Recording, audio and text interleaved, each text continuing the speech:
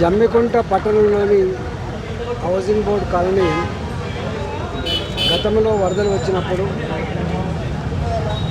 కొంత డ్రైన్లని ఇంప్రూవ్ చేయడం జరిగింది.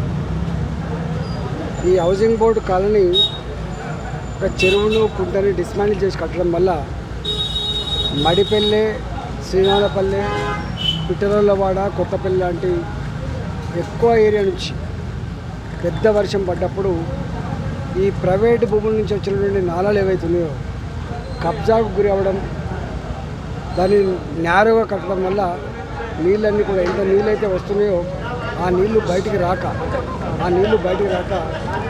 ఇండ్లలో నీళ్ళు పోయి మిగుతా ఉన్నాయి. ఈరోజు కనీ విని ఎరని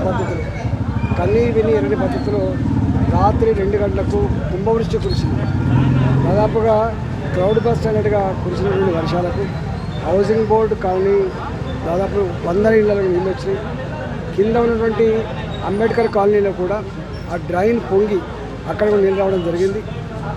గతంలో పెద్ద ఎత్తున కొంత కాలువలు కట్టినప్పటికీ, గతంలో పెద్ద ఎత్తున రోడ్ల మరమ్మతు చేసినప్పటికీ కూడా ఇట్లాంటి ఇంకా ఈ వర్షాలలో సరిపోయే పరిస్థితి లేదు. కాబట్టి కొంత ఇంకా ఇంప్రూవ్ చేసుకోవాల్సి ఎక్కడ ఉన్నది. ఇట్లా ఈ కుటుంబాన్ని తప్పకుండా కొంత ఏవైతే నష్టపోయిందో గవర్నమెంట్ పరంగా డిమాండ్ చేస్తున్నా, వాళ్ళకు కోరుతున్నాం కొంత ఆర్థిక సాయం అందించమని.